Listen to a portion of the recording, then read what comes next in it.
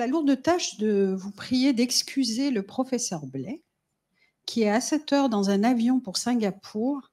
Alors, il a une très bonne excuse. Il est co-organisateur d'un ESMO du cancer, enfin des sarcomes, à Singapour. Il nous a fait quand même l'honneur de nous préparer un petit film. Alors, je vais présenter quand même Beaucoup de gens ici dans cette salle connaissent bien le professeur Blais, mais je dois quand même dire que c'est un oncologue médical, professeur des universités, directeur du centre Léon Bérard, président d'Unicancer. Je peux continuer comme ça pendant 10 minutes parce qu'il est dans le board de l'ESMO, parce qu'il organise le réseau européen des sarcomes et ainsi de suite. Enfin, voilà. Donc, si on peut faire passer le film. Donc, le professeur Blais doit nous parler des actualités en oncologie parce qu'il nous semblait important d'ouvrir cette session sur ce qu'il y a aujourd'hui, mais surtout ce qu'on a en prospective, en perspective, comme développement, aussi bien du point de vue organisationnel que du point de vue des traitements pour nos patients et des espoirs qu'on peut mettre dans ces traitements. D'abord, merci de cette invitation. Désolé de ne pas pouvoir être avec vous présent aujourd'hui. En fait, je suis dans l'avion en départ, enfin en direction de ESMO Singapour et effectivement, il y a un peu de distance, donc je n'ai pas pu être avec vous aujourd'hui. Merci tout d'abord de l'invitation à discuter de quelques sujets sur les actualités en oncologie. Alors, les actualités sont riches.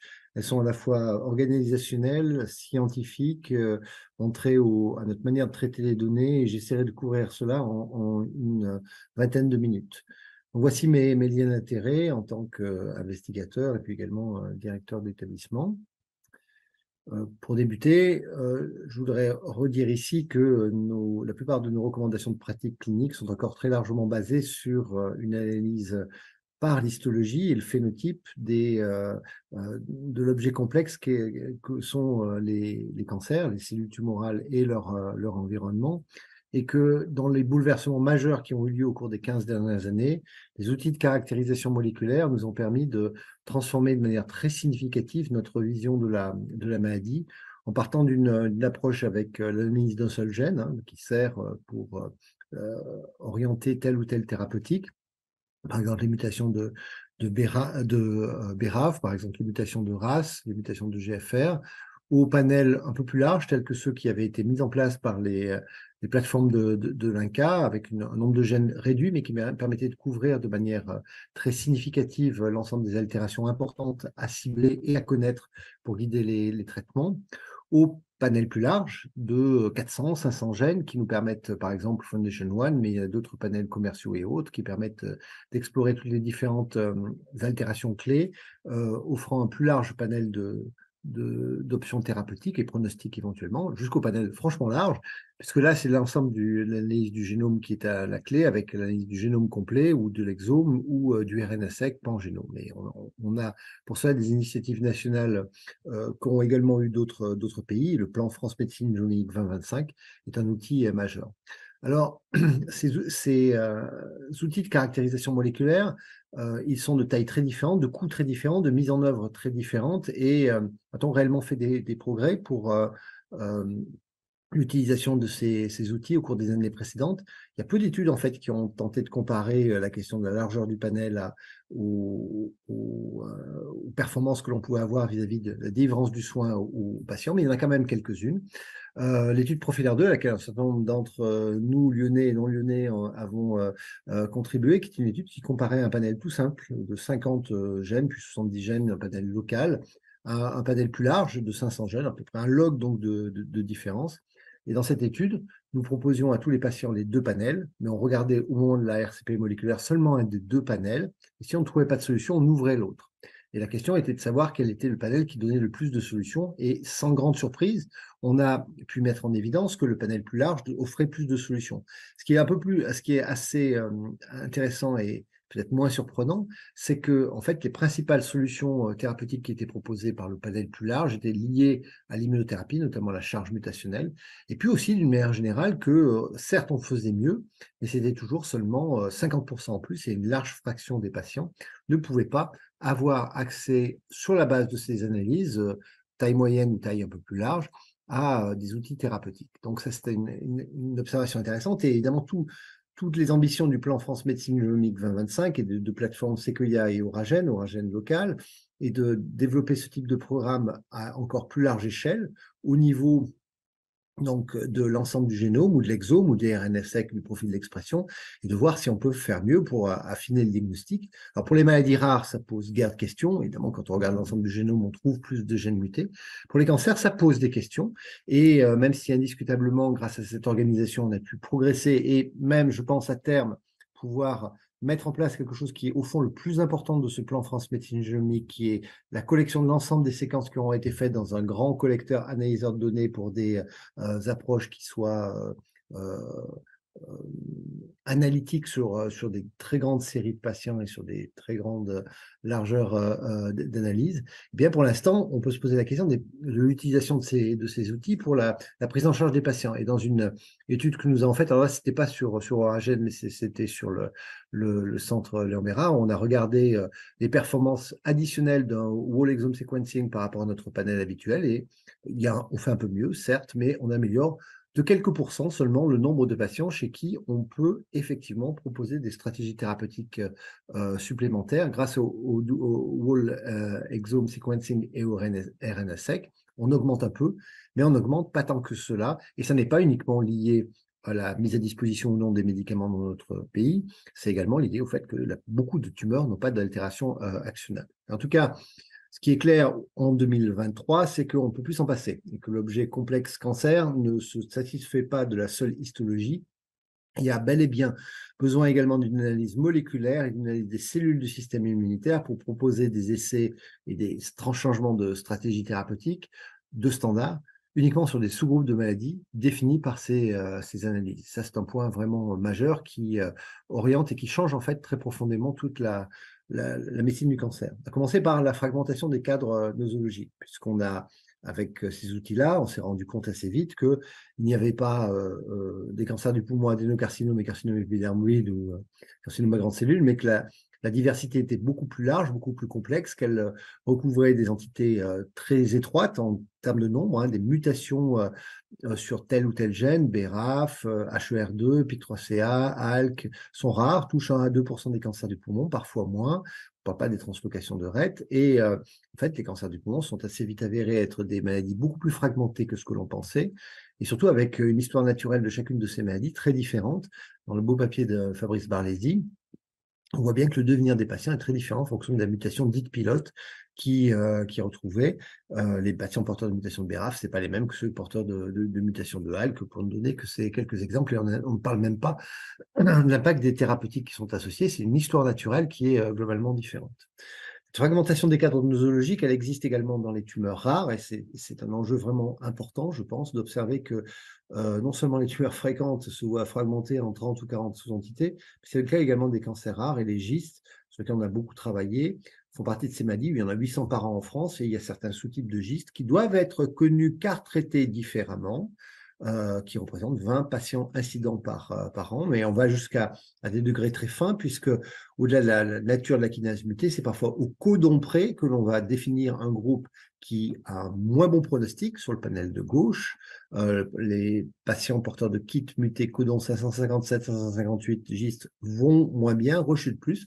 Par contre, la bonne nouvelle, c'est quand ils ont rechuté, ils répondent mieux au traitement, mais la biologie moléculaire, là, c'est pas superfétatoire, c'est quelque chose qui est obligatoire si on veut connaître la maladie et lui proposer le meilleur traitement. Et c'est pas fini, parce que toujours dans le même modèle, qui est quand même un modèle assez paradigmatique de ce qui nous attend pour le reste de la cancérologie, eh bien, on s'est rendu compte avec les inhibiteurs de nouvelle génération, tels que le ripretinib, que même si ces inhibiteurs de nouvelle génération en deuxième ligne ne faisaient pas mieux que les bons vieux traitements un petit peu toxiques tels que le sunitinib, eh bien en fait, lorsqu'on regarde plus finement et lorsqu'on regarde en particulier les mutations secondaires, les mutations de résistance, lorsqu'elles sont codées sur le codon, sur l'exon 17 ou sur l'exon 18, eh bien on distingue des groupes de patients avec un pronostic complètement différent. Mutation primaire, c'est très bien, ça suffit pas. Il faut regarder en longitudinal le patient tout au long de sa maladie, à travers ici une analyse en ctDNA, et on va se rendre compte que les patients qui sont porteurs de mutations de résistance données vont répondre à ce traitement et pas du tout à cet autre traitement. Donc, on doit monitorer et suivre les patients de cette manière-là si on veut bien traiter nos patients. D'ailleurs, il y a une étude randomisée qui se lance là, qui est parti aux États-Unis, où on devrait pouvoir commencer à mettre des patients d'ici une douzaine de mois, et qui pose cette question de manière prospective. Et si c'est vrai, et ça sera vrai, parce que la puissance de ces analyses, leur caractère reproductible en rétrospectif laisse guère de doute, et bien si c'est vrai, ça va changer notre manière de prendre en charge les patients, parce qu'il va falloir les suivre longitudinalement, avec une prise de sang qui ne sera pas dédiée à un marqueur très efficace, mais à la présence d'altérations moléculaires supplémentaires. Donc, les cadres nosologiques changent à cause de la biologie moléculaire des cancers, mais le sous-type histologique est également associé à des anomalies moléculaires qui sont parfois très variables. Et si on regarde le seul gène BRAF, le bien connu mutation V600E ne résume pas l'ensemble des mutations de BRAF. L'ensemble des mutations de BRAF sont associés avec un pronostic différent, sont d'ailleurs parfois passagères et non pas pilotes. Mais ce que l'on a très vite vu, c'est que dans des essais basket, eh bien, que le contexte histologique dans lequel cette mutation a été retrouvée était important. Ça marche dans le cancer du poumon, ça marche pas très bien dans le cancer colorectal, en tout cas pas tout seul. L'essai français suivant, axivimurafenib, qui a été ensuite rapporté, a confirmé ce phénomène-là. C'est assez intéressant de voir d'ailleurs que le signal d'activité est très important au niveau du poumon, mais très vite, en fait, même au moment où on publiait l'essai, il était rendu obsolète par l'observation que c'est des bithérapies qu'il faut faire pour bloquer cette voie, et elle faisait déjà mieux que la monothérapie que nous avions tenté à ce moment-là. Et puis ça marche dans d'autres tumeurs, solides ici, mais ça marche également dans les tumeurs hématologiques pilotées par BRAF. Et on voit ici que, en fonction des pathologies, cholangiocarcinome, cancer de la thyroïde, sarcome, cancer de l'ovaire, eh bien, on a des réponses parfois importantes, inconstantes, mais parfois très prolongées, puisque vous voyez que certaines réponses, monothérapie, thérapeutique ciblée en monothérapie, donnent des survies sans progression et des survies supérieures parfois à 60 mois, et ce, pour des patients qui avaient échappé à toutes les stratégies thérapeutiques jusqu'à présent disponibles. C'est évidemment une thérapeutique agnostique, mais elle ne marche pas dans tous les cancers, et elle marche pas de manière équivalente dans tous les sous-types d'un même cancer histologique. Donc, beaucoup reste à faire pour mieux les comprendre. Ce qu'on a compris également, c'est que le contexte histologique n'était parfois pas important. Et on l'a vu à travers les mutations de NTRK, les translocations impliquant les gènes NTRK, qui sont retrouvées de manière fréquente dans des cancers très très rares, certains sarcomes pédiatriques par exemple, ou des tumeurs du sein ultra rares, et de manière très rare dans des cancers très fréquents, comme les cancers du poumon. Ce qui est sûr, c'est que chaque fois qu'on trouve cette translocation, ben c'est intéressant de le savoir, parce que si les patients rechutent, eh bien avec un traitement ciblé contre NTRK, on va avoir un taux élevé de réponse complète, un taux élevé de réponse partielle, l'ensemble des deux, c'est environ 85%, et ça marche en plus longtemps. Comme vous le savez, malheureusement, ce médicament n'est pas disponible pour les malheureux patients adultes affectés par ces mutations dans notre beau pays. En tout cas, ça ouvre la porte des stratégies thérapeutiques agnostiques. Et on voit ici, inauguré par le pembrolizumab, que les tumeurs avec instabilité des microsatellites, très tôt, avaient été mises en évidence comme répondant au traitement. Et très récemment, très beau papier de Thierry André qui montre que le pembrolizumab fait ça tout simplement mieux que la chimiothérapie en première intention pour les cancers colorectaux, et nettement mieux, comme vous le voyez ici dans cet essai randomisé qui ne souffre pas beaucoup de discussion. C'est vrai pour les autres tumeurs équipées d'une instabilité des microsatellites, avec défaut de réparation, les cancers digestifs autres, les tumeurs gynécologiques autres, certains cancers du poumon, certaines tumeurs cérébrales, certaines tumeurs conjonctives. Bref, ça marche, c'est indépendant du type histologique, même si tous les patients n'y répondent pas. Et probablement un des plus beaux articles qui soit paru récemment en présentation, c'était l'étude niche dans les cancers colorectaux instables, présentant une instabilité des microsatellites en néoadjuvant. Et là, on voit, avant la chirurgie, près de 95% de réponses histopathologiques majeures, posant même la question de l'utilité ou non de la chirurgie dans les cancers. Vous avez bien compris, l'utilité ou non de la chirurgie dans ces cancers. Alors, il y a des essais qui sont en cours. Nouveau standard, en tout cas, ce qui est clair, c'est que ces patients répondent de manière absolument extraordinaire en situation néo-adjuvante. Et ça reproduit d'ailleurs des observations qui ont été déjà rapportées dans d'autres situations néo-adjuvantes. Quoi qu'il en soit, les changements de classification de maladies, les changements d'utilisation des médicaments tels qu'on les voit, débouchent sur de nouvelles modalités d'études cliniques. Des études dites basket, où on traite tous les patients avec une même mutation, quel que soit le cancer, sein, prostate, poumon, etc. On le traite dans un même essai, ou les cancers univoques, cancer du sein, où on va traiter en fonction des mutations, des essais basket, des essais ombrelles, des essais adaptatifs, où on va essayer de choisir de manière préférentielle le bras qui a l'air de mieux marcher, et les essais N of one, un patient sert de son propre contrôle. Ce n'est pas encore très utilisé en cancérologie, mais on peut gager qu'avec la fragmentation des cadres de maladie, on aura probablement ce type d'essai qui va surgir et qui va pénétrer notre pratique. Encore faut-il que, évidemment, les essais qui produisent ces essais, lorsqu'ils produiront des résultats, puissent être utilisés pour les patients. Ce qui est sûr, en tout cas, c'est que ces changements ont déjà eu lieu il y a une quinzaine d'années avec ces essais qui ont été rapportés ici par des équipes françaises et qui sont bien connus, qui montraient l'utilité dans à peu près 20% des cas de patients chez qui on pouvait proposer des stratégies thérapeutiques adaptées. Et grâce à la connaissance de l'anomalie moléculaire, eh bien, on pouvait proposer des bras parallèles pour les mutations de MDM2, les mutations du pathway HRD, HER2, etc., etc. Donc, ça aboutit sur une série de publications. Ici, durvalumab, tremelimumab dans les tumeurs avec instabilité des microsatellites ou charge tumorale élevée. On voit des taux de réponse spectaculaires, 20% de réponse complète. C'est vraiment notre nouvelle manière de faire de la recherche clinique parce que c'est comme ça que l'on fait, que l'on comprend les traitements pour le cancer. Et ça n'est plus avec les bonnes vieilles méthodes de randomiser 1000 malades contre 1000 malades. En tout cas, pas toujours. Pas toujours, ça peut l'être. L'impact pour le patient, c'est intéressant à regarder. À ce jour, environ 20% des oncogènes codent pour des protéines actionnables. Donc, en gros, champ d'activité encore à faire qui se développe, puisque de nouvelles stratégies se mettent en place. Des études qui ont comparé la courageuse étude Shiva qui a comparé traitement classique contre traitement adapté a été considérée comme négative et elle n'est pas positive, c'était son objectif principal, mais elle a également l'importance de nous montrer qu'avec cette approche raisonnée sur une anomalie moléculaire, eh bien, on pouvait effectivement donner des traitements actifs chez un certain nombre de patients. Cette étude est vieille, elle est ancienne, plutôt un peu obsolète dans ses résultats, mais elle nous montre quand même les performances. Et globalement, lorsqu'on regarde des méta-analyses, il y a fait guère de doute que des patients de phase 1, 2 et 3, dans l'ensemble d'une méta-analyse, les traitements adaptés à l'anomalie moléculaire vont nettement mieux que des traitements qui ne sont pas adaptés à l'anomalie moléculaire. Quelques innovations toujours, les cellules T modifiées et les CAR-T-cells pour les tumeurs solides.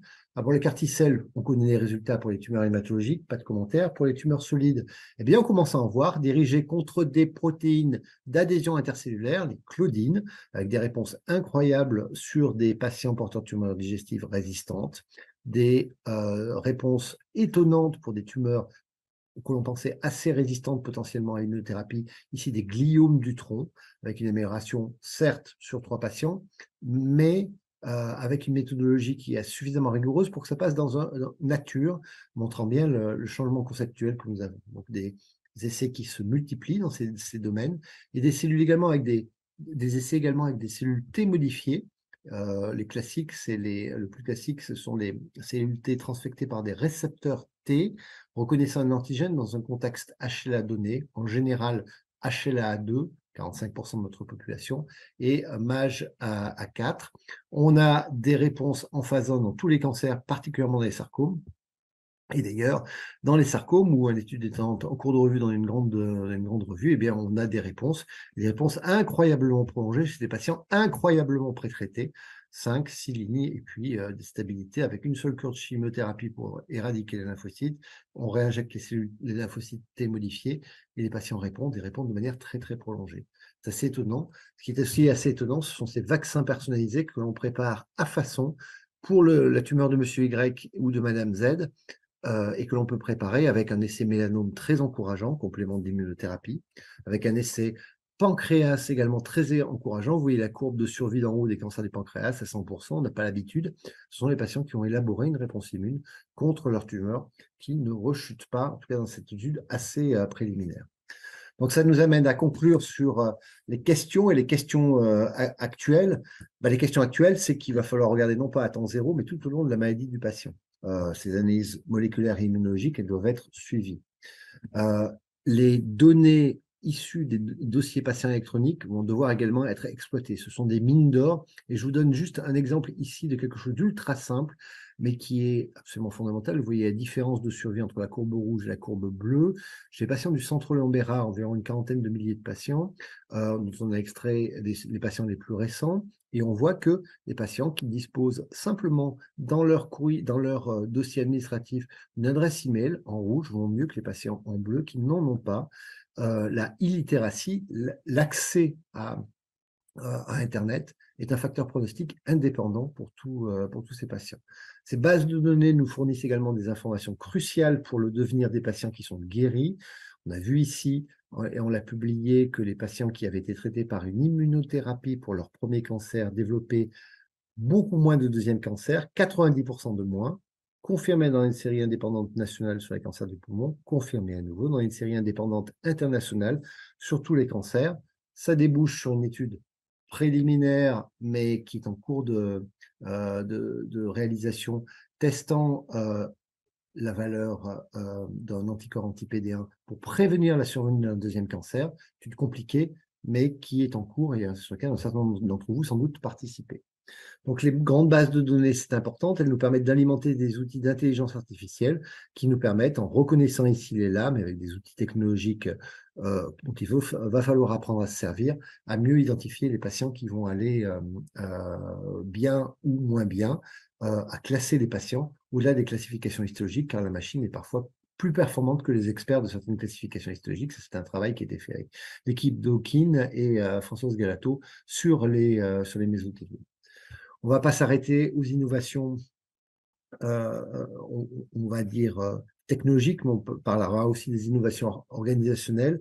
L'INCa avait organisé des réseaux de prise en charge des cancers rares qui nous ont permis d'améliorer la survie des patients et d'améliorer la survie pour la pathologie, ici dans les sarcomes, sur l'ensemble du territoire national depuis 10 ans. Un gain en survie sur l'ensemble des patients, sur la série exhaustive des patients. Évidemment, c'est une observation qui est assez convaincante sur le fait de la nécessité de réorganiser notre système de santé.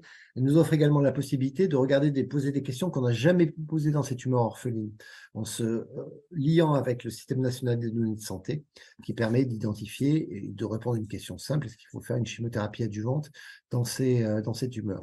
L'Europe suit l'exemple français, construit il y a quelques années maintenant avec l'INCa, pour les ERN, et notamment pour l'ERN Euracan, que nous dirigeons. Et puis l'Europe, c'est également l'organisation des centres intégrés de lutte contre le cancer, les Comprehensive Cancer Center, avec des programmes européens qui visent à les diffuser, les disséminer sur l'ensemble du territoire européen pour qu'il n'y ait pas qu'en France où il y ait des centres spécialisés de lutte contre le cancer, mais également sur l'ensemble du territoire. Donc, le futur bouge beaucoup, il est radieux. On n'a pas parlé de beaucoup de choses, comme notamment les innovations organisationnelles récemment annoncées par la ministre de la Santé, qui vont nous permettre de faire de la chimiothérapie en HAD à domicile et d'être pris en charge. C'est vraiment une excellente nouvelle pour la prise en charge des patients et permettre de soulager les services de jour qui débordent très largement. L'oncologie se transforme de différentes manières, par la recomposition des maladies, par les changements des traitements locaux régionaux, l'interpénétration recherche routine, l'utilisation des méga bases de données, les réseaux experts, les patients, au centre du dispositif, mais également des difficultés comme une population médicale qui, malheureusement, est en évolution à la fois sociologique et numérique qui n'est pas favorable. Donc, il va falloir y travailler, augmenter notre nombre de soignants et de médecins si on veut arriver à faire face à toute cette charge de travail. Bien entendu, la pression financière et puis la vague, le tsunami de recherche qui n'arrête pas de nous arriver chaque mois, chaque semaine sur les New England et autres natures diverses et variées. c'est pas le début de la fin, c'est peut-être la fin du début. Alors certains sont un peu dépressifs. Ils nous disent que le bon vieux Churchill, repris par les musiciens anglais de la fin des années 70, ce n'est pas si optimiste que ça.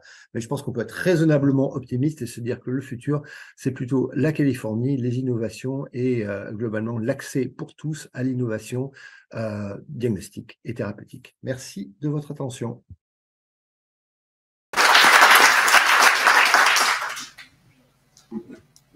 Bien, dans une session qui s'appelle Révolution et évolution du rôle du pharmacien clinicien et de son environnement, j'espère que vous avez pu apprécier le panorama qui vient de nous être fait sur les révolutions, les évolutions de l'environnement. De l'environnement du patient, des traitements, des perspectives à venir. Des organisations, de la place du patient, partenaire. Moi, j'ai envie de dire, ouais, on a quand même eu énormément d'exemples présentés d'une. Alors, je vais quand même si c'est une journée nationale, être un peu chauvine. Pas mal de recherches lyonnaises, Aura Ronalpine. Du Marseillais aussi, quand même. Ouais. Et surtout français, dans un monde quand même qui est très... Et donc moi, c'est pas le Dream In California, mais c'est le Dream In France, parce qu'on est quand même bien placé en Europe et dans le monde dans ces évolutions et ces révolutions. Tu es d'accord? Je suis d'accord. Alors, Jean-Yves a déjà commencé à aborder finalement un sujet qu'on souhaite aborder maintenant. Oui, c'est ce que j'allais dire. Il a fait la transition magnifique en disant qu'on avait une mine d'or avec ces données de vie réelle, et c'est ce qui va occuper la table ronde que nous allons voir maintenant. Donc peut-être que je vais inviter d'abord nos différents orateurs à venir. Donc François-Emery de BMS, Côté, pardon, excusez-moi. Mélina Gilbert d'Amgen, Florence Ranchon et Catherine Riopol. Donc, en fait, pendant cette table ronde, donc on a de la chance d'avoir différents interlocuteurs, que ce soit de l'industrie, donc du pharmacien et présidente d'une société savante, qui vont pouvoir nous dire, donc il y a une mine d'or, on en est convaincu avec ces données de vie réelle, qui vont ouvrir des perspectives, que ce soit dans le parcours de soins du patient, que ce soit pour la recherche, qui vont nous permettre sans doute de faire des progrès considérables à partir du moment où on va savoir exploiter toutes ces données, parce que ça représente des masses très très importante. Et donc on va maintenant profiter de notre expertise à chacun, à savoir quels sont les avantages, les limites, comment on va pouvoir traiter ces données et quel regard vous portez vous sur ces données de vie réelle. Donc on va vous écouter, c'est ça qui est prévu. Chacun à votre tour, et après peut-être qu'on on débriefera tous ensemble et avec la salle. Très bien, donc Monsieur François-Emery Côté, je vous passe le micro. Merci. Alors en fait, on a prévu, comme à l'instar de Catherine et Stéphane, de faire un petit duo avec Mélina, donc très bien, un duo encore mieux. BMS Amgen. Donc je vais commencer, et puis bon, on va essayer c'est un peu improvisé aussi. Donc juste pour me présenter, moi je suis pharmacien de formation initiale. Ma trajectoire, elle a changé par 2 fois. La première fois, quand j'ai entrepris un doctorat en économie de la santé après une spécialisation en santé publique. Et puis une deuxième fois, quand j'ai emprunté une carrière dans l'industrie pharmaceutique, tout d'abord chez GSK et ensuite chez BMS, dans lequel je suis depuis une douzaine d'années. Voilà, donc avec Mélina, donc vous verrez,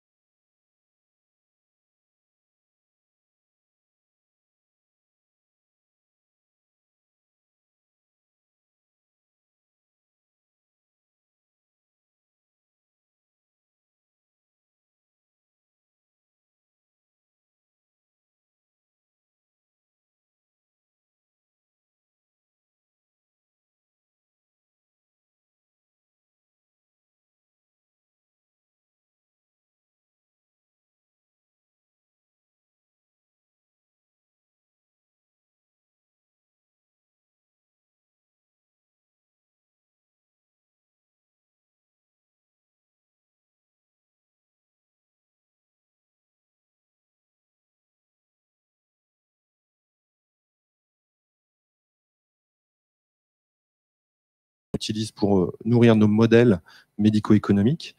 qui, eux, sont à destination de la CESP, de la Commission économique, d'évaluation économique et de santé publique. Donc, c'est essentiellement dans ces cas-là qu'on utilise et donc on génère des données de vie réelle. Mais il y a aussi quand même la part post, là, c'est pour préparer, on va dire, les remboursements et les négociations de prix des médicaments.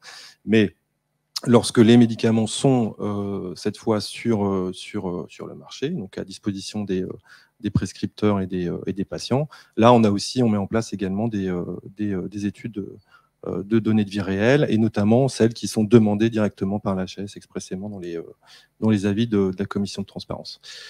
Voilà, je voulais aussi vous dire que pour vous donner quelques ordres de grandeur par rapport à BMS, on a aujourd'hui, donc j'ai compté avant de venir, on va dire une quarantaine d'études en cours, d'études de données de vie réelle. La plupart, donc on va dire 3/4, sont autour de l'hématologie, enfin l'oncohémato et de l'oncologie. Donc voilà, une grosse activité en oncologie. Environ un tiers sont des données, enfin des études prospectives où BMS est sponsor, c'est-à-dire que c'est BMS qui gère la collecte, enfin, qui finance la collecte de ces données. Un autre tiers, on est sur des partenariats avec des collaborations avec des cohortes ou des registres existants, donc des registres académiques par exemple. Et puis un dernier tiers où on utilise, et donc ça a pris de l'ampleur, mais Mélina va en reparler depuis une dizaine d'années, c'est donc l'utilisation des données médico-administratives issues du PMSI que vous connaissez bien, et des données de l'assurance maladie, donc du SNDS. Voilà, je laisse maintenant Mélina compléter, je reprendrai ensuite la parole. Merci beaucoup. Donc moi, je suis Mélina Gilberg, donc je m'occupe de l'équipe médico-éco et génération de données chez Amgen. Donc moi, je suis mathématicienne de formation, donc ça montre du coup la pluridisciplinarité de ce domaine. On peut avoir différentes formations et puis ensuite s'intéresser à ces problématiques. Alors effectivement, moi je voulais faire un bref rappel sur ce que c'était que les données de vie réelle avant de continuer aussi ces discussions ensemble. Donc les données de vie réelle, c'est toutes les données qui sont générées dans la pratique courante et qui sont en fait complètement décorrélées du cadre des essais cliniques randomisés, contrôlés, que nous connaissons bien. Donc, ce sont des données qui sont complémentaires aux essais cliniques, qui ne viennent pas les remplacer en aucun cas, mais au contraire, qui viennent apporter une perspective tout à fait différente. Donc, j'aime bien la métaphore de l'aquarium. Donc, un essai clinique, c'est un aquarium, donc tout est bien rangé, les poissons sont choisis, tout est en ordre, et puis donc pour la valorisation, pour la robustesse des données intrinsèques, c'est vraiment parfait. Par contre, comment va se comporter mon médicament dans l'océan tout entier avec, des populations qui sont différentes, qui ne sont pas choisies, qui ne sont pas suivies, et puis la vie qui peut influer sur différents facteurs. Donc voilà pourquoi ces données-là, elles sont complémentaires des essais cliniques. Ces types de données, elles sont, il y a énormément de choses qu'on peut trouver dans ce qu'on appelle des données de vie réelle. Il y a des caractéristiques des patients, on peut avoir des données d'imagerie, des données génétiques, des données de qualité de vie, de préférence patient, ça s'appelle des données PREMS-PROMS. On peut avoir des données sur les différents traitements que les patients ont reçus, et puis des outcomes de survie à différents niveaux. Comme le disait François Emery, on a aussi plusieurs sources de données qui peuvent venir répondre à ces questions de recherche. Les bases de données médico-administratives françaises, qui sont une véritable force et un véritable atout de la France. On a des données qu'on va venir collecter pour une question de recherche spécifique. Donc, ce sont dans notre jargon, des primary data collection.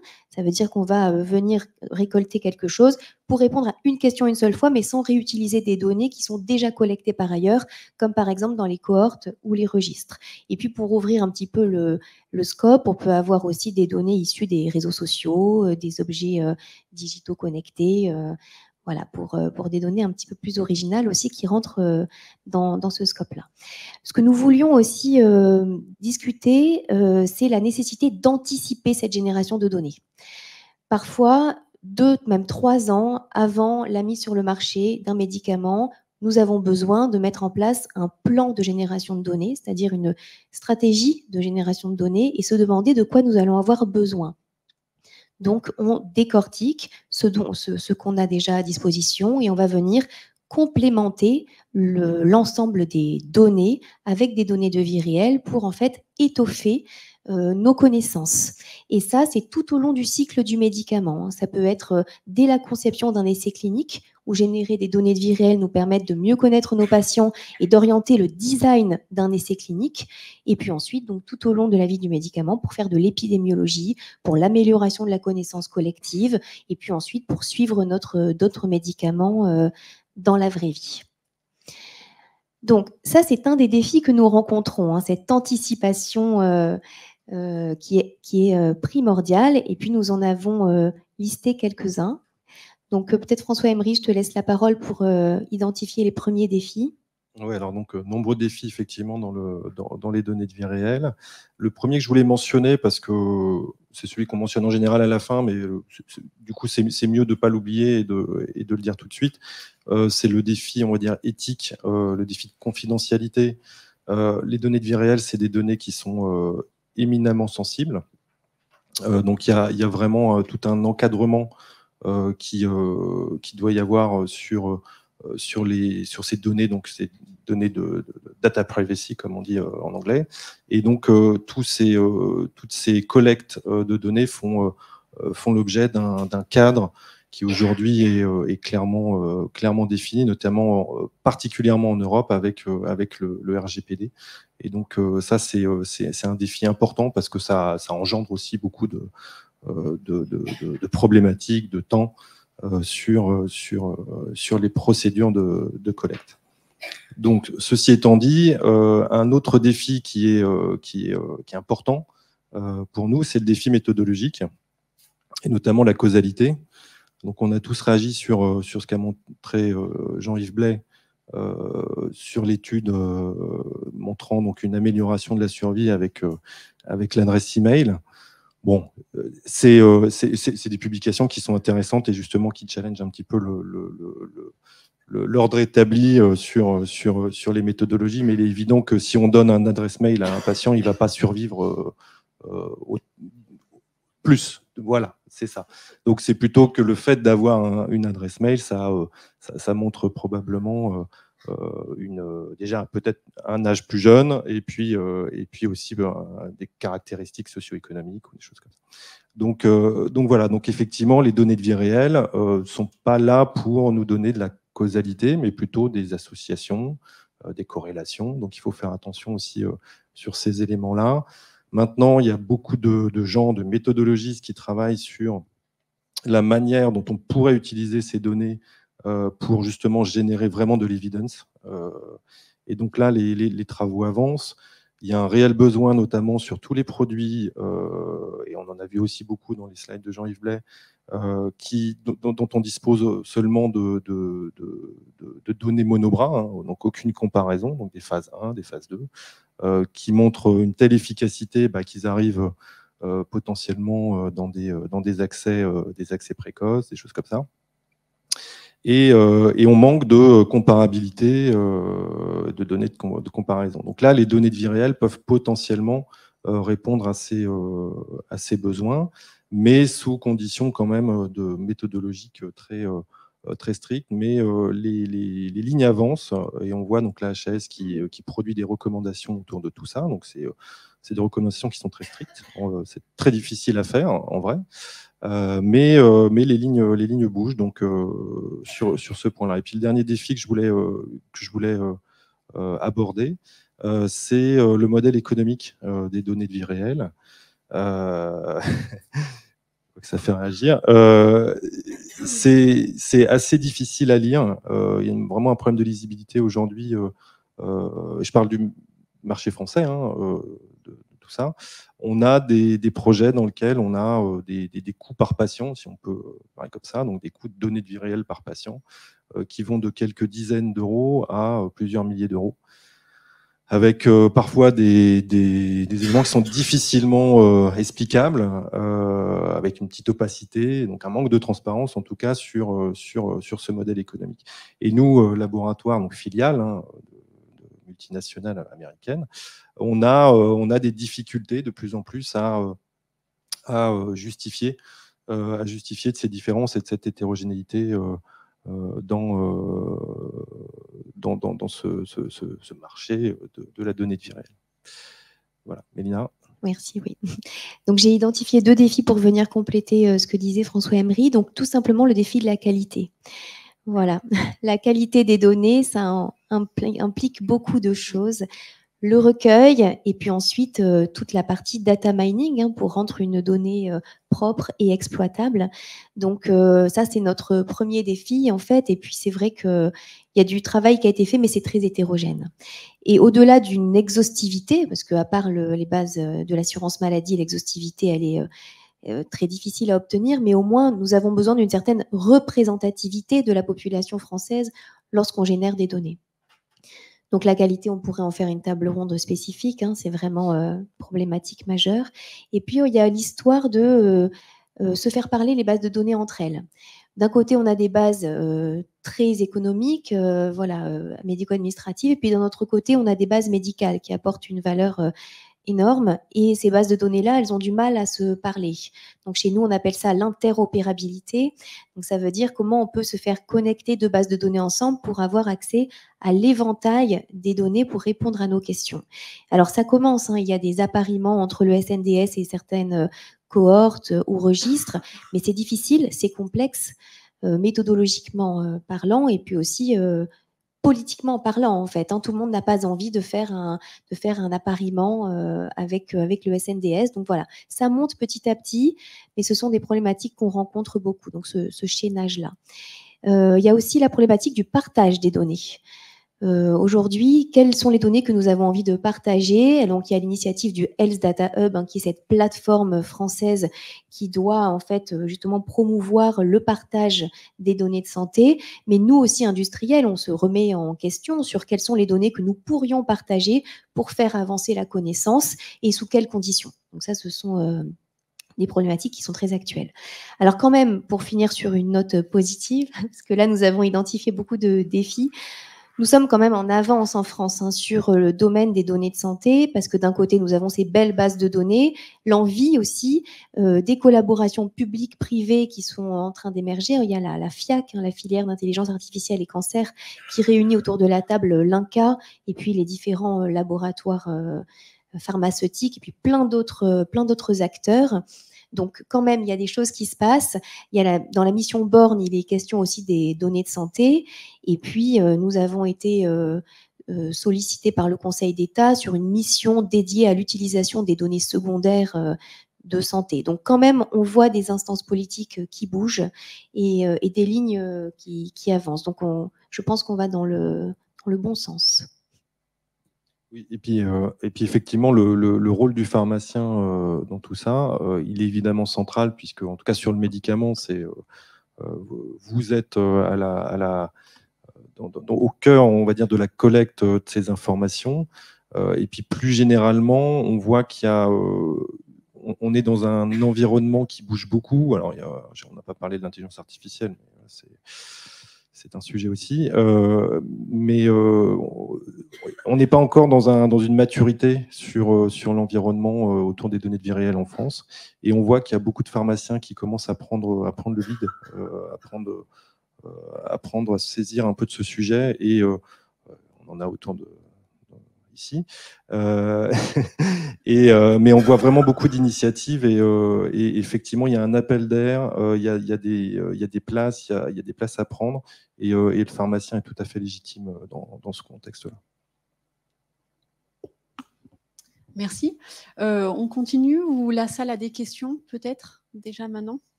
Non, pas de questions pour l'instant. Ils vont se reprendre. Alors, peut-être moi, j'aimerais poser une question. Alors, sur un des défis, c'était l'homogénéité de ces données de vie réelle.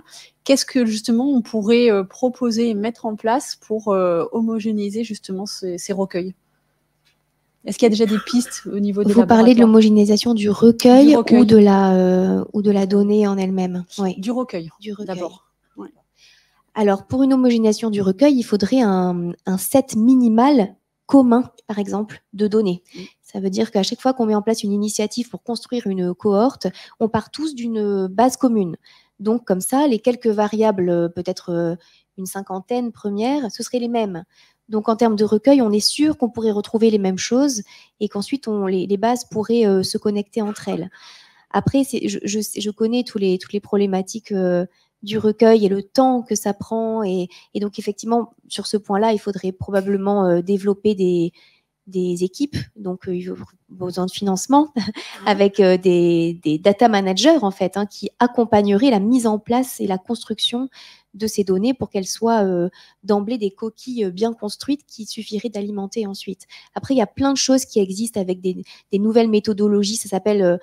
si on utilise un terme un peu familier, mais des aspirateurs à données. Donc ça, ce sont des nouvelles technologies où en fait on greffe cette nouvelle technologie sur un ensemble de données peut-être un peu brouillon, et cet aspirateur à données les range correctement. Donc ça, il y a des startups qui commencent à travailler là-dessus. Donc peut-être se connecter avec ce type de clés ou des choses comme oui, ça à tout à partir fait. de comptes rendus. C'est de l'intelligence artificielle. Oui, tout à fait, qui sont en train d'être collectés. Ok, merci. Donc maintenant la parole à Florence. Oui, merci. Alors moi, j'avais quelques dias pour illustrer.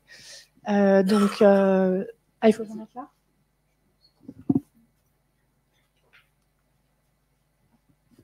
Donc moi, j'étais censée faire un peu les enjeux côté établissement de santé.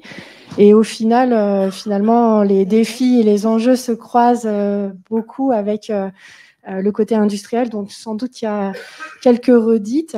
Alors, avant même de parler des enjeux à proprement pour l'établissement de santé, moi, je voulais resituer, comme tu l'as fait, les données de vie réelle et finalement dire qu'en France, la première base de données de vie réelle qui est robuste et qui est historique, c'est le SNDS. Et en fait, c'est quand même quelque chose qui est assez unique au monde. C'est une base qui renseigne tout le recours aux soins à partir du moment où il est remboursé de tout Français, de la naissance à sa mort. Et ça, c'est quelque chose qui est assez unique et qui, du coup, bien sûr, fait l'objet de nombreuses études, notamment sur cette consommation de soins. Alors nous, au niveau de l'établissement de santé, via le PMSI qui a été cité, on alimente ce SNDS, mais bien sûr, ce SNDS, c'est qu'une vision partielle. Il n'y a pas les résultats biologiques. Des fois, c'est difficile même de retrouver un diagnostic. Donc, on se doute bien que ces données, elles ne sont pas suffisantes si on veut aller plus loin.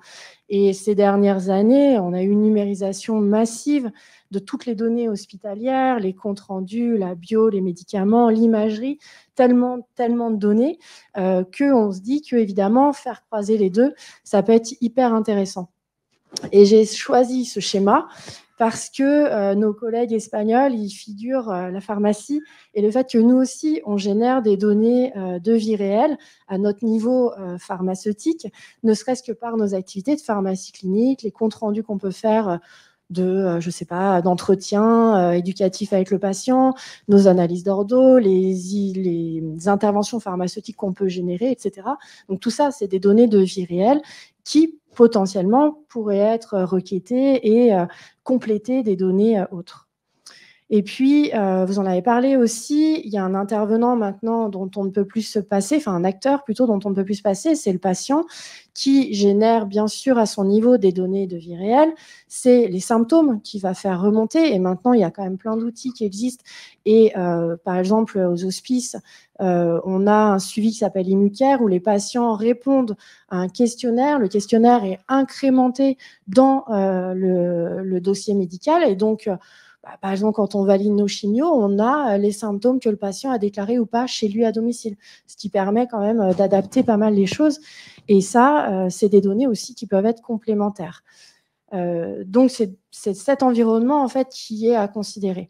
Alors moi, j'ai choisi 3 enjeux, il y en a plein d'autres sans doute, qui se recroisent finalement. Le premier, pour moi, à l'échelle de l'établissement de santé, c'est la quantité de toutes ces données, parce que elles sont énormes, on l'a bien compris. Et du coup, ça passe par une structuration. Et en fait, toutes ces dernières années, vous avez dû en entendre parler, il y a eu une constitution d'entrepôts de données de santé, donc souvent rattachés à des CHU. Et ces entrepôts de données de santé, c'est différent du système d'information hospitalier où il y a le PMSI, etc. C'est vraiment une structuration informatique qui va permettre de faire croiser toutes les données hospitalières qui ne communiquent pas forcément entre elles au sein du système d'information hospitalier.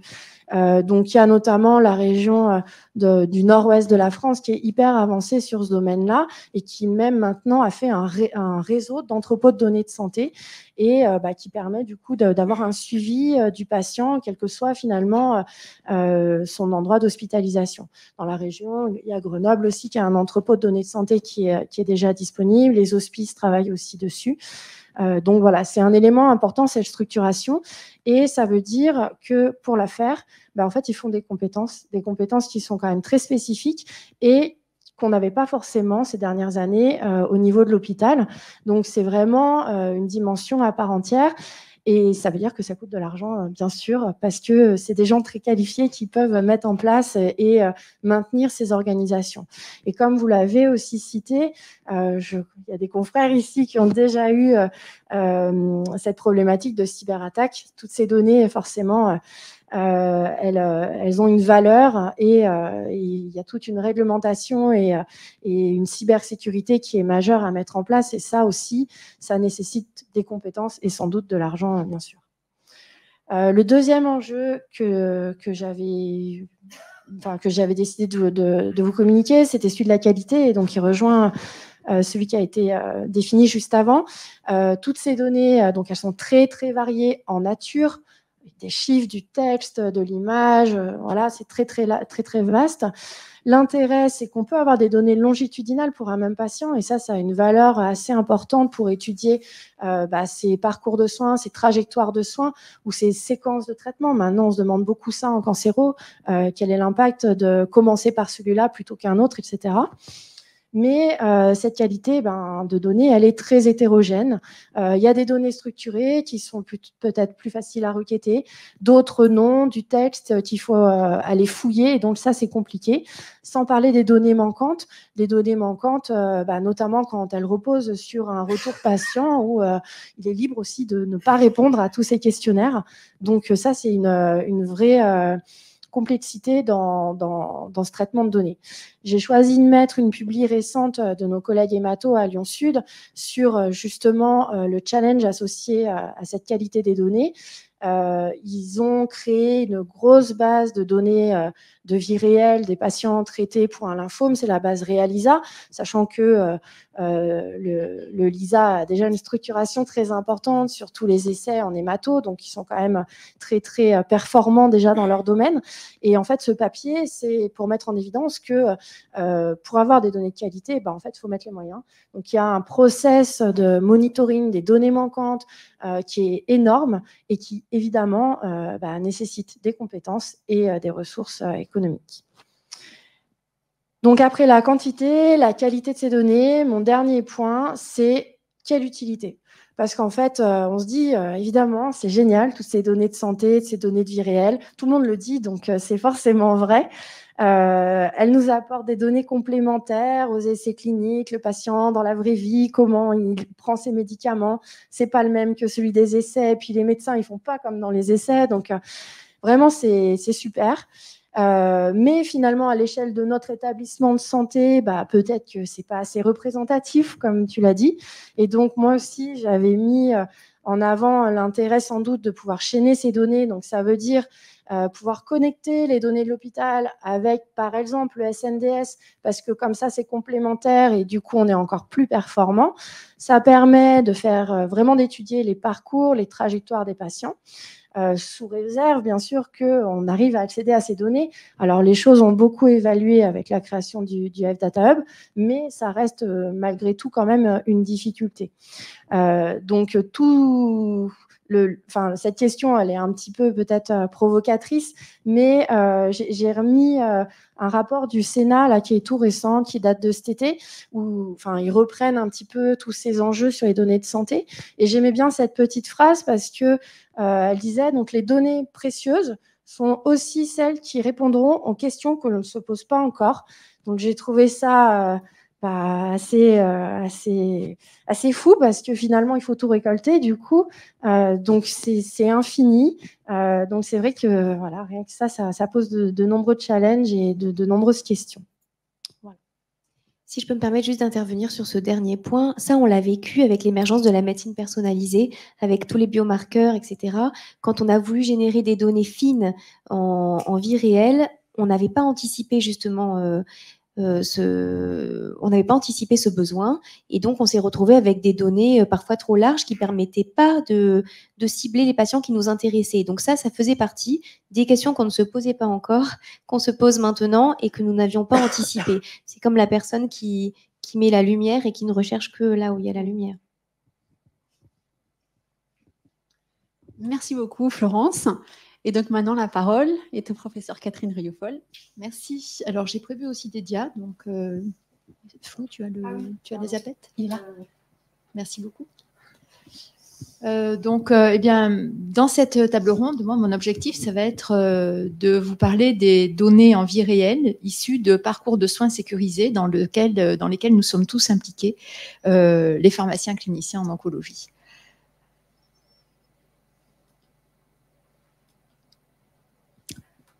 Alors, voilà, chère Mélina, un nouvel aquarium. Ça, c'est l'aquarium et l'océan vu par la pharmacie clinique en cancérologie. Alors, notre problématique dans cancer et médicaments, eh bien, c'est le contexte d'utilisation des médicaments en vie réelle. On l'a vu avec les anticancéraux oraux, mais pas seulement avec ces médicaments-là. Eh bien, dès lors que l'on passe dans le soin courant, il y a tout un nombre de problématiques que l'on avait sous-estimées pendant les essais cliniques.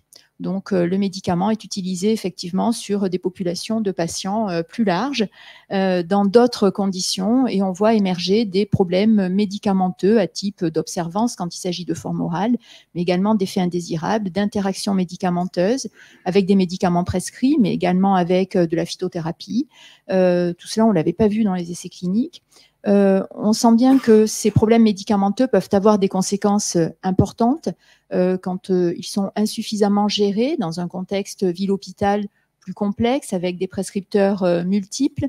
Et puis, on constate également que finalement, on n'a pas recueilli toutes les données. Ça rejoint tout à fait ce qui était évoqué par Florence. Et il y a même des résultats qui peuvent être très importants et qui n'ont pas été recueillis dans les essais cliniques pour les patients.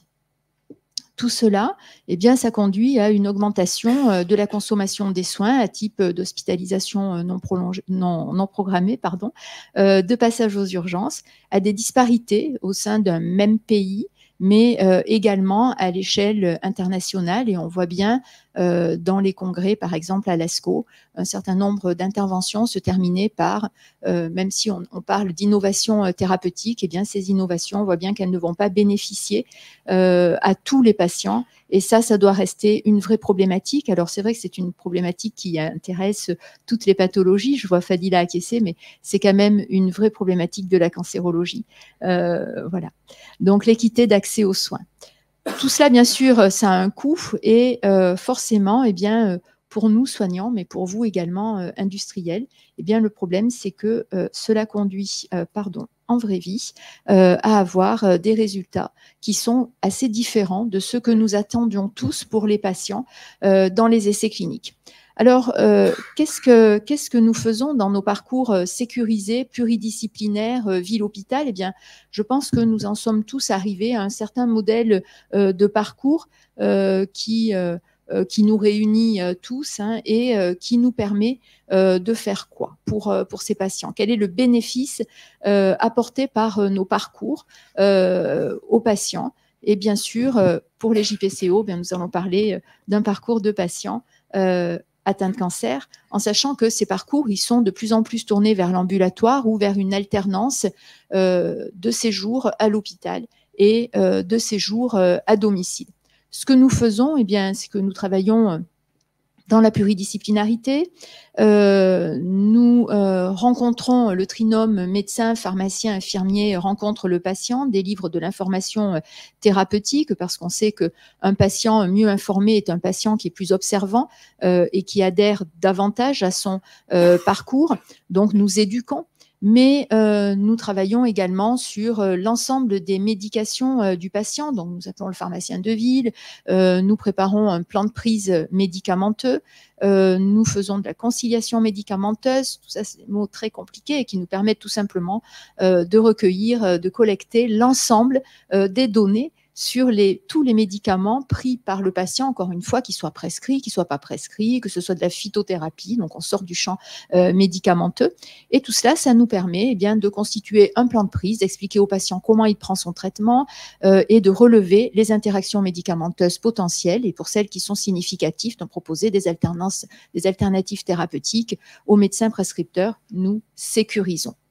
À cela se rajoute notre rôle dans les patient reported outcomes que présentait Florence. Eh bien, il s'agit tout simplement de permettre aux patients de déclarer à l'instant T des symptômes, peut-être des effets indésirables, très facilement à travers parfois le téléphone, la téléconsultation, mais de plus en plus, bien sûr, à travers des solutions numériques en santé qui vont nous permettre, à l'autre bout de la solution numérique, qui vont permettre à un soignant d'interpréter, de prioriser, de rappeler le patient et de faire peut-être revenir le patient avant la consultation médicale qui était prévue. Et c'est ça tout l'objectif du suivi des PROMS, arriver à détecter ce qui, chez le patient, peut être prédictif d'un événement grave qui nécessite une hospitalisation. Donc là, on est dans la prévention, dans l'anticipation. Tout cela, bien sûr, ça se fait dans un partage ville-hôpital extrêmement riche qui est absolument indispensable. Alors, évidemment, si je dis tout ça sans vous le prouver, finalement, vous n'allez pas vraiment me croire. Donc, je vais partager avec vous les messages d'experts internationaux qui m'ont convaincue et sur la base desquels j'ai construit les parcours dont je vais vous parler. Le premier, c'est Ethan Bash. C'était à l'ASCO en 2016, à la plénière, où on attend des innovations. Donc, les années précédentes, ça devait être l'ipilimumab, le nivolumab, etc. Et puis, cette fois, à la plénière, Ethan Bash, oncologue médical aux États-Unis, se présente et dit voilà, mon innovation thérapeutique qui permet d'améliorer de façon significative la survie des patients. Elle ne coûte pas si cher que celle des années précédentes et il présente des émoticônes donc avec ces petits signaux que vous connaissez parfaitement, heureux, pas content du tout, nausée, fatigué, déprimé, stress, anxiété, etc. Et évidemment, rire dans la plénière de l'ASCO, mais c'est pas possible, il n'est pas sérieux, c'est pas du tout ce qu'on attendait. Et puis on s'arrête de rire et on regarde les courbes de survie et Ethan Bash de nous dire, vous voyez, dans une population de patients atteints de cancer qui ont une solution numérique pour déclarer leurs expériences et leur état, la survie globale est significativement supérieure. Alors, ça rejoint un petit peu ce que François Emery disait tout à l'heure avec la littératie en santé. Qu'est-ce qu'il y a derrière tout ça ? Tout simplement, bien sûr, ce n'est pas le fait de disposer d'une solution numérique, c'est d'abord de disposer d'une solution numérique avec un soignant de proximité à l'hôpital qui est capable d'interpréter, de rappeler et de savoir avec un jeu d'algorithmes que finalement, l'ensemble de ces signaux est soit pas du tout inquiétant, et c'est l'émoticône vert, on laisse faire, on rassure le patient, ou peut-être extrêmement inquiétant et prédictif d'un événement indésirable de grade 3-4. Et dans ce cas-là, avant même d'attendre que l'événement se déclare, on fait revenir le patient à l'hôpital et on est donc dans la prise en charge précoce basée sur une autodéclaration quasiment anticipée du patient et donc on attend effectivement des améliorations de la survie avec ces dispositifs. En général, le public est très rapidement convaincu de l'intérêt de suivre les patients et de sécuriser les parcours sur le suivi des symptômes et des effets indésirables. C'est toujours plus difficile quand on parle d'interaction médicamenteuse, et pourtant, Olivier Mire, à l'IGR, a présenté une publication à partir des essais de l'ORTC sur des patients, avec de très belles données d'un aquarium parfait sur tous les aquariums de tous les essais de l'ORTC des patients qui avaient été traités par pazopanib pour un sarcome. Et il a identifié 2 groupes de patients, les patients qui avaient pazopanib plus un inhibiteur de la pompe à protons et les patients qui avaient pazopanib sans inhibiteur de la pompe à protons, à savoir que l'IPP était pris pendant au moins 80% du temps du traitement par pazopanib. Et Olivier Mire a sorti ces courbes de survie qui montrent quoi? Eh bien, qui montrent une survie supérieure, une survie globale et une survie sans progression supérieure pour le groupe de patients sans IPP. Ça montre quoi? Alors d'abord, ça nous rappelle que les inhibiteurs de la pompe à protons, puisque c'est de cette classe de médicaments qu'on parle, augmentent le pH gastrique, et finalement, la plupart des inhibiteurs de tyrosine kinase aujourd'hui, eh bien, sont des médicaments qui peuvent avoir une diffusion, une absorption pH gastrique dépendante. Et ils ont été validés par les essais cliniques avec un pH physiologique. Dès lors que ce pH est augmenté, on n'a pas la même absorption. Et pendant des années, quand j'expliquais ça et quand j'expliquais mes craintes à la fac, et je remercie le DU de pharmacie clinique oncologique d'être tous présents ce matin, c'est un plaisir de vous retrouver. Et dans les conférences, eh bien, je m'interrogeais quand même en me disant, là, je vais quand même un petit peu loin, il faudrait qu'on arrive à démontrer tout cela. C'est Olivier Mire qui le fait avec cette population-là. Bien sûr, ces essais cliniques n'ont pas été faits pour démontrer que les patients qui prennent des inhibiteurs de la pompe à protons ont une survie inférieure. C'est simplement, donc on ne peut pas prendre ce résultat et le généraliser, simplement ça nous interpelle. Cela nous interpelle d'autant plus que les dernières courbes qui sont présentées sont celles d'une population de patientes atteintes de cancer du sein traitées par palbociclib, et ces patientes reçoivent une hormonothérapie, soit par létrozole, soit par fulvestrant, et quelle que soit l'hormonothérapie choisie, eh bien, on voit une survie. Une survie supérieure pour les patientes qui avaient palbociclib, hormonothérapie, peu importe laquelle, sans inhibiteur de la pompe à protons par rapport aux patientes qui avaient un inhibiteur de la pompe à protons, l'IPP étant pris cette fois pour une durée supérieure à 67% de la durée totale du palbociclib. Donc ces résultats, on ne peut pas les ignorer quand on est pharmacien clinicien, et donc il nous faut les mettre en musique dans les parcours de soins sécurisés, pourvu que la diapo suivante passe. Et non. Donc voilà, ça, en général, ça tombe toujours sur moi, vous inquiétez pas. Alors, et ça ne tombera que sur moi, de toute façon, et dans tous les sens, mais c'est comme ça. Voilà. Oui. Vous voulez bien passer les diapos, s'il vous plaît? Juste la suivante. Oh, merci. Celle d'après. Voilà. Hop. Ah non. Merci. Stop. Donc, donc, en fait, je voudrais quand même dire qu'à l'ESMO, Ethan Bach a présenté de nouveaux résultats, toujours sur cette population de patients atteints de cancer, mais cette fois avec plus de 50 centres, et il n'a pas retrouvé cette augmentation, cette différence en survie chez les patients qui bénéficiaient d'une solution numérique. Ça veut dire quoi? Ça veut dire que eh bien, les premiers résultats sont challengés, bien sûr, mais cela veut dire aussi comment est-ce qu'on utilise dans différents centres la collecte des datas, etc. Donc, ça rejoint les notions de qualité, d'exhaustivité, etc. Par contre, ce qu'il a montré sur tous ces centres, eh bien, c'est une diminution des hospitalisations et une amélioration de la qualité de vie pour les patients qui bénéficiaient de la télésurveillance. Merci. Alors, c'est ce que nous avons fait dans Oncoral EPACOM, qui nous a conduit à l'article 51. Comment? La première chose, notre première étape, ça a été de mettre en place un parcours de soins sécurisé pour les patients ambulatoires traités par anticancéreux oraux. Et ça, c'était l'étape soin, la preuve de concept dans le soin qui a été démontrée et qui nous a permis de montrer une amélioration de l'observance, une prédiction des effets indésirables de grade 3-4 et comment est-ce que nous pouvions prévenir les interactions médicamenteuses tout en prenant en compte les patient-reported outcomes. Diapo, s'il vous plaît. Diapo. Je vais appuyer. Merci. L'étape suivante, eh bien, c'était d'adosser une base de données en vie réelle, PACOM, Patient Cancer Oral Medication, qui nous a permis de collecter toutes les datas de ce parcours et bien sûr de les publier, de les communiquer dans de très nombreuses conférences, dans un livre blanc et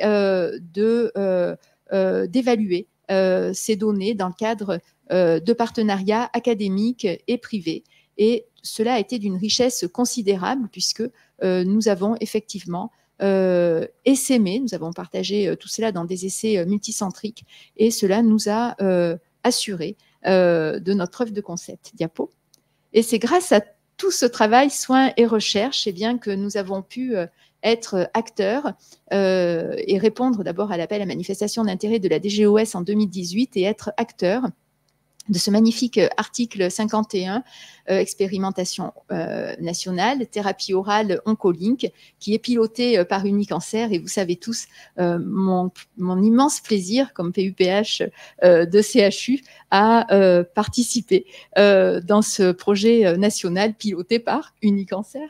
Tout simplement, en fait, c'est vraiment un très bel exemple d'intelligence collective, tous ensemble, à travers 41 établissements, et bien sur la base d'un parcours qui est quand même très inspiré d'Oncoral, il faut le dire, heureusement, sur la base d'un parcours sur lequel tous les établissements ont ajouté leur spécificité. Eh bien, nous sommes en train de démontrer un bénéfice pour le patient et en termes d'organisation des soins, en lien avec les acteurs libéraux, les pharmaciens d'officine, les médecins traitants, et tout cela va nous permettre de passer dans le droit commun et donc un pas de plus vers l'équité d'accès aux soins innovants, aux parcours innovants, puisque dès lors que ce sera remboursé pour l'ensemble des acteurs, on sait très bien que tous les patients pourront en bénéficier. Et pour aller plus loin,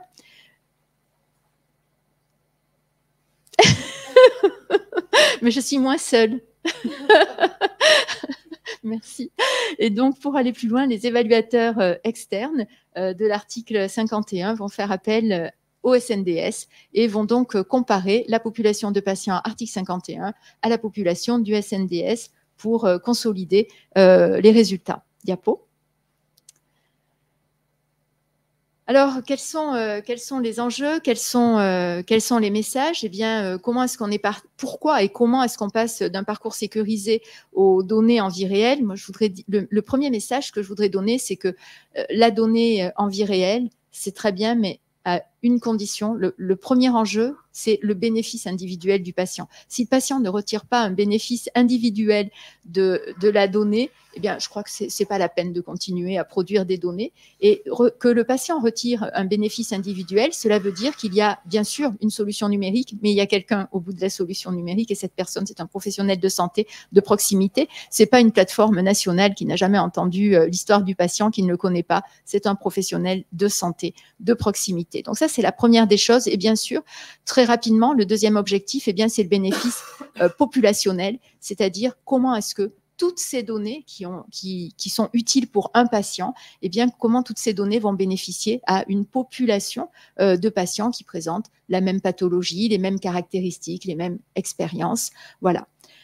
Je pense qu'il faut resituer la place de l'expérience patient et de la relation soignant-soigné en vie réelle.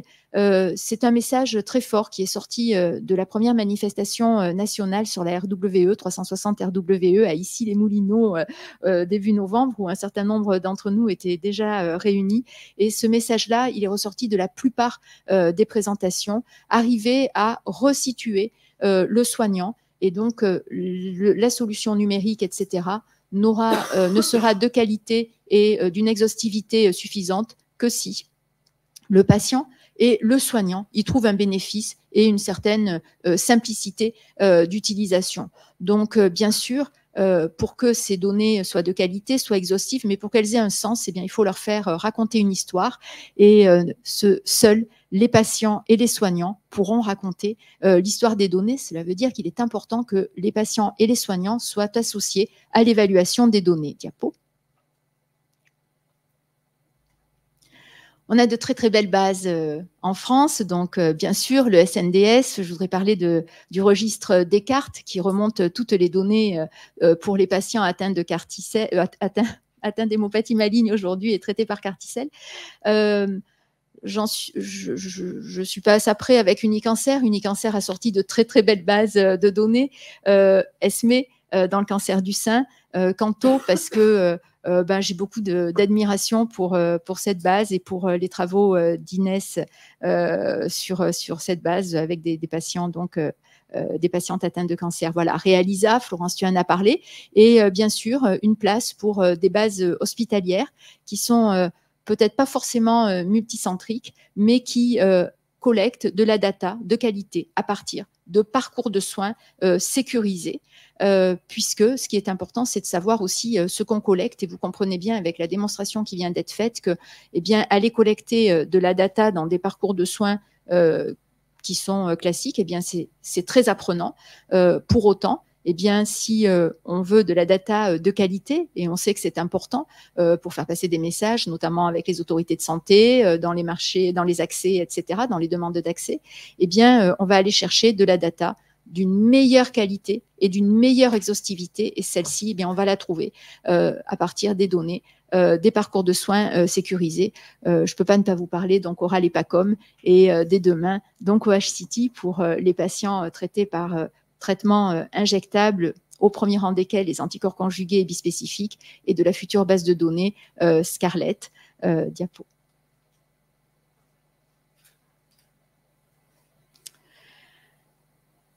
Les données en vie réelle, eh bien, c'est un autre enjeu, c'est le changement de paradigme en cancérologie. Ces données, ça résume un petit peu cette table ronde. Ces données, elles viennent peut-être challenger quand même les essais cliniques. En tout cas, elles viennent enrichir les données des essais cliniques, elles viennent les compléter.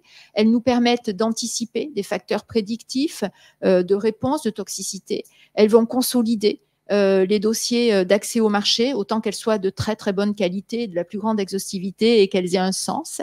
Et puis, elles permettront forcément de constituer des bras synthétiques qui auront été, on l'espère, constitués a priori, peut-être des modèles in silico, et de toute façon accélérer les nouvelles méthodologies d'essais cliniques. Diapo. Le problème, c'est que je ne connais pas la dernière, donc je ne sais pas où il faut s'arrêter. Je pense que ça pourrait peut-être être celle-là.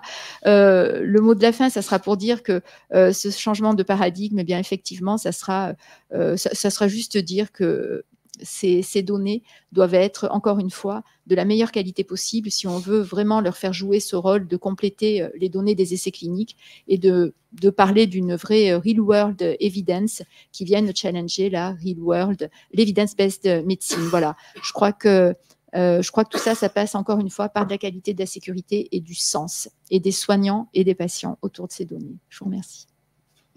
Merci beaucoup. Merci beaucoup. On a un remarquable panel qui nous a brossé tout l'intérêt qu'il y a à exploiter des données en vie réelle. Je ne sais pas ce que vous en pensez, mais aussi les défis de leur qualité, de leur reproductibilité, du fait de leur interopérabilité quand il s'agit des bases de données. Pour lancer un peu la discussion, moi j'ai envie de vous poser une question, parce que vous avez parlé d'entrepôt de données, PMSI, SNDS, qui est quand même plutôt du médico-économique. Puis après, on a parlé beaucoup de bases de données hospitalières ou de bases de données de sociétés savantes. Et grosso modo, ces bases de données, elles représentent un temps très restreint de la prise en charge du patient, qui est celle des traitements spécialisés ou des traitements qu'on donne dans le parcours, dans la phase initiale. Il y a un enjeu aussi, mais je pense qu'on le partage, autour des données qui sont recueillis par nos collègues de ville. Comment vous voyez les choses de ce point de vue? Parce que vous l'avez tous un peu abordé, la qualité de vie, c'est la qualité de vie pendant les traitements, la qualité de vie tout de suite après les traitements, mais il y a aussi tout ce que le patient va avoir. Et on a un enjeu colossal sur les toxicités à long terme et sur les seconds cancers, qui est un sujet important. Comment on fait pour avoir toutes ces données-là? Et est-ce que vous voyez un travail à faire, vous, sur ces données-là? Et puis peut-être ceux qui représentent la ville dans la salle pourraient peut-être aussi contribuer à la réponse à la question. C'est vrai que c'est une partie qui est forcément hyper importante pour avoir une vision globale du patient. Je sais que la médecine générale est en train de se structurer notamment et de créer des entrepôts de santé aussi. Donc la question a priori est en cours de traitement. Alors peut-être pas à l'échelle de la France, je ne sais pas les régions concernées, mais il y a des démarches déjà pour aussi avoir ce type de data sur la ville. Tout à fait. Le Health Data Hub a aussi identifié ce point et je crois savoir qu'ils sont en train de réfléchir à la construction d'un entrepôt de données de santé de ville et qui permettrait aussi de générer. Alors, je crois que la CNAM est embarquée dans cette histoire et il y a une histoire aussi de générer des données sur la HAD en croisant des entrepôts de données de santé hospitaliers et de ville. Qui permettrait aussi de combattre certaines idées reçues, parce que parfois on a l'impression que la HAD c'est la solution, alors qu'en fait en fonction du patient, eh bien, faudrait faire la médecine personnalisée. C'est ça aussi. C'est pas seulement des traitements adaptés, c'est aussi un parcours de soins adapté. Et je pense que ces deux entrepôts pourraient répondre à cette question. Alors, dans le SNDS, on a quand même des éléments sur la ville. Donc, on a toutes les délivrances, toutes les consultations, médecins généralistes, spécialistes, les délivrances de médicaments. Alors, on n'a pas on n'a pas le over the counter, on n'a pas l'OTC, c'est sûr. Mais donc, il y a quand même beaucoup de choses qui sont faites sur la partie ville grâce au SNDS. En revanche, on est totalement aveugle sur les diagnostics. Voilà, donc si on a un médicament qui est traceur, donc il n'y a qu'une seule indication par exemple, et encore on peut se poser la question des ORMM, là on peut faire des choses, ou si le patient derrière passe à l'hôpital ou à une ALD, et là on peut mettre un nom quelque part sur le diagnostic et le lien avec la délivrance d'un médicament. Mais il y a des choses qui sont quand même faites et faisables, mais rien n'est parfait. Je pense que effectivement, la question, c'est sur tout le parcours du patient.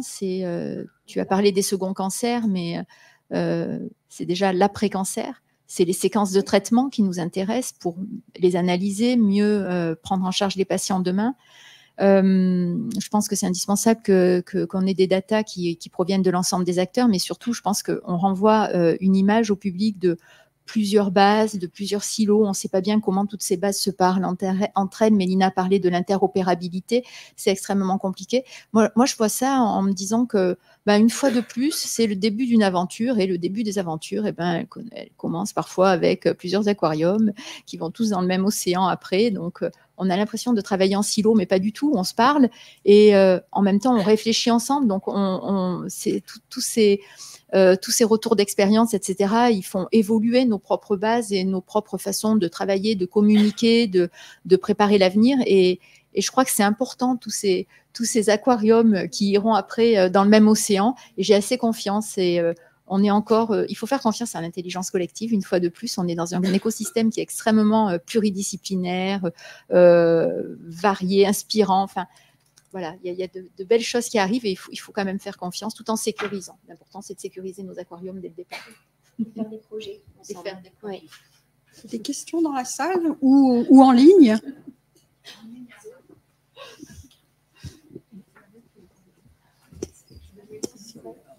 Je vais vous le rendre aussitôt. Merci, Pierrick Bedouche, Grenoble. L'aquarium va être bien rempli aujourd'hui, grâce à la météo, je crois. Catherine. Je voulais rebondir, et en fait, c'est une question pour les représentants industriels.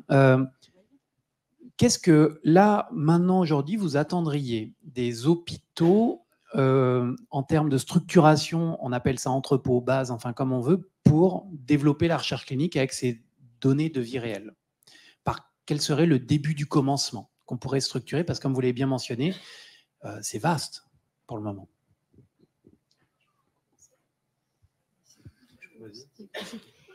Merci pour votre question. On s'en doutait. Et c'est tout à fait, une question légitime et c'est ce qui nous permettra de travailler ensemble demain. Donc, comme je vous le disais, nous, ce dont on a besoin, c'est de s'adosser à des bases de données qui soient robustes. Donc, robuste, ça veut dire beaucoup de choses, mais au-delà de l'exhaustivité, je disais tout à l'heure, au moins peut-être représentative de la population. Ce sont des bases bien construites, auxquelles on peut avoir confiance, et puis une question de recherche commune pour travailler ensemble sur un projet qui réponde à la fois à des questions que nous nous posons sur mieux connaître les patients et puis vous aussi, que ça puisse vous apporter quelque chose. Donc, je pense une recherche commune, aller dans la même direction et puis s'adosser à une base de données qui puisse répondre à la question. Parce qu'à chaque fois qu'on se pose une question, il faut choisir la bonne source et utiliser la bonne méthodologie aussi mathématique qui puisse répondre à la question. Et parfois, la méthodologie n'est pas en adéquation avec la source et là, on ne peut pas aller plus loin. Nous, il faut savoir que donc on génère à destination des autorités en grande partie, mais aussi à destination de la communauté scientifique au sens large, hein, puisque tout ce qu'on met en place fait l'objet de publications scientifiques. Voilà, on rédige des articles, on participe à des congrès. Donc, il faut que ce soit des choses qui soient méthodologiquement robustes et peut-être, justement, on en parlait tout à l'heure, des équipes qui soient capables de mettre en forme des bases de données exploitables. Voilà, je vous laisse peut-être compléter, mais en vous écoutant, je me dis, et l'aspect, parce que la recherche clinique, c'est international. Et donc, peut-être, mais je vous laisse peut-être donner votre avis aussi. Globalement. Non, concrètement, sur les établissements, je pense qu'il y a un réel besoin de structuration, donc d'investissement dans ce domaine-là. Et après, voilà, ça revient aussi au modèle économique. C'est un investissement pour peut-être aussi des recettes qui peuvent être intéressantes, justement pour financer cette structuration. Et puis, surtout, une mise en réseau. On a évoqué le nord-ouest de la France, qui est effectivement déjà assez structuré, voilà, mais c'est pas encore assez pour nous en fait. La représentativité, elle est vraiment importante. Et lorsqu'on a des projets sur 1, 2, 3, 4 centres, c'est bien. Parfois, on peut pas faire mieux, on le sait, mais c'est vrai qu'on est extrêmement challengé sur ces éléments-là par les autorités. C'est l'un des éléments sur lesquels ils nous challenge, hein, mais c'est, on va dire, celui qui est le plus facile. On dit, bah ouais, vous êtes gentil avec votre cohorte de 100 patients, alors que sur le territoire national, il y en a 4000. Ça ne veut pas dire grand-chose. On est sur une pratique, vous êtes représentatif d'une pratique de 2 ou 3 centres. Voilà. Et en plus, qui travaillent ensemble, donc qui ont les mêmes pratiques. Donc la mise en réseau, je pense qu'elle est vraiment importante. Et puis cette conscience dans l'investissement du recueil de la donnée, que la qualité aujourd'hui qu'on nous demande au niveau des autorités, c'est, pour parler en données manquantes, c'est 10% maximum de données manquantes. C'est vraiment la cible qu'on nous demande d'atteindre. Alors, pour qui travaille dans le domaine, alors ça dépend comment on calcule aussi ces données manquantes, hein. Sur l'âge et le sexe, a priori, on peut réussir à avoir 100%. Sur le reste, ça devient vite compliqué. Pour la question sur l'international, c'est vrai qu'il y a des choses qui se passent au niveau européen notamment, hein. Il y a un entrepôt européen des données de santé qui est en cours de création. Et d'ailleurs, le Health Data Hub a été choisi pour piloter la première phase de cette mise en place. Donc, on est quand même bien positionné. J'ai pas vu encore... c'est au tout début, hein, c'est les balbutiements du projet, mais j'y vois un intérêt très fort dans les maladies rares, où on a une possibilité très faible en fait de récolter un nombre suffisant de données pour qu'elles soient interprétables. Et donc là, j'y vois vraiment un intérêt très fort. Moi, j'ai une petite question, si je peux me permettre. Donc, j'ai vu dans beaucoup de slides le patient qui est représenté au centre de vos slides. Et moi, je suis un patient. Donc, déjà, merci Fadila de m'avoir invité. Donc, je représente une association de patients, notamment pour les cancers masculins. Il y en a que deux, testicule ou prostate. Et en fait, moi, je voulais vous poser une question de savoir, enfin, il y a deux volets. La première question, en fait, c'est de savoir si vous envisagez de collecter aussi des données de vie sociale. C'est-à-dire que je pense, moi, à la reprise du travail, je pense au divorce, je pense à l'isolement de certains patients, etc., etc. Et je vous parlerai de deuxième volet, si vous me le permettez après. Alors, je vais peut-être répondre parce que c'est effectivement un des axes majeurs de la base PACOM et demain de la base Scarlett. J'ai découvert ça à Toulouse, en fait, dans l'équipe d'hématologie du professeur Guy Laurent, avec la mise en place des AMA. Et pendant une année, j'étais le pharmacien à côté de l'infirmière AMA. Vous voyez, je pense que vous voyez à peu près qu'est-ce qu'est une infirmière AMA. Et c'est là que j'ai appris l'impact des sciences humaines et sociales et donc des vulnérabilités sociales. Je les ai apprises, mais je les ai comprises sur la maladie, sur la prise en charge de la maladie, etc. Il est absolument indispensable aujourd'hui de prendre en compte ces expériences patients. Et ces expériences patients, on a parlé des PROMS, des PREMS, etc., mais ça va au-delà de ça. C'est la qualité de vie du patient, c'est également l'impact de ces déterminants sociaux. Est-ce que le patient est isolé? Est-ce qu'il a des revenus qui lui permettent de finir dignement les fins de mois ou pas? Quelles sont ses croyances, ses perceptions, etc. Voilà, donc tout ça, c'est pris en compte dans ces bases-là. J'espère que de plus en plus, ça sera pris en compte dans d'autres bases de données. Je voudrais quand même dire que le SNDS ne prend pas en compte les vulnérabilités sociales et c'est très ennuyeux parce que quand on veut parler de l'histoire du patient, c'est une vision holistique que l'on doit apporter. Et pour cette vision-là, eh bien, ça passe par de la collecte de data qui est extrêmement compliquée et pourtant qui est tellement utile. Et c'est aussi les messages que nous donnent les études Vican sur comment est-ce que on peut effectivement réduire l'impact de ces vulnérabilités sociales sur la prise en charge. C'est aussi le message de Jean-Yves Blé tout à l'heure avec l'étude sur la littératie en santé. C'est aussi ce que nous évaluons dans PACOM aujourd'hui. Effectivement, ce que dit Jean-Yves, c'est pas le fait d'avoir un mail ou pas. C'est si j'ai un mail, cela signifie que j'ai des équipements, j'ai un ordinateur, j'ai peut-être un téléphone portable, et puis que j'ai un niveau qui me permet d'accéder à des informations. Et peut-être que le fait d'accéder à des informations ou de ne pas accéder va impacter sur ma prise en charge. Et donc, nous, les soignants, eh bien, nous devons nous emparer de ces données qui sont des vraies données patients pour essayer d'apporter au patient ce delta qui lui manque pour pouvoir accéder au meilleur niveau de l'innovation thérapeutique et de parcours. Donc, complètement d'accord avec vous et merci d'avoir soulevé cette question. Merci beaucoup. Effectivement, ça fait, je pense, partie de la qualité de vie, tout ce qui gravite autour, l'interaction qu'il peut y avoir entre les molécules. C'est évident que c'est un bien pour les patients, mais tout ce qui gravite autour également. Le deuxième volet, en fait, j'ai entendu notre représentant du laboratoire MSD. On est plus habitué à parler de ces choses-là dans les pays anglo-saxons, mais je mets quand même un petit peu les pieds dans le plat. Vous parlez beaucoup de financement. Et c'est normal, tout ça coûte de l'argent. Vous avez même parlé parfois de 10 € à 1 000 €, donc le gap pour collecter des données peut être très important.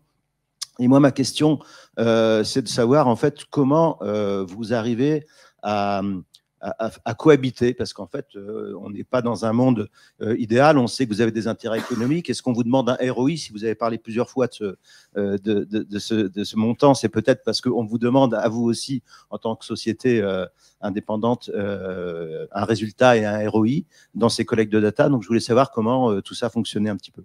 Merci. C'est pas facile. Je voulais juste revenir 2 secondes sur le point d'avant.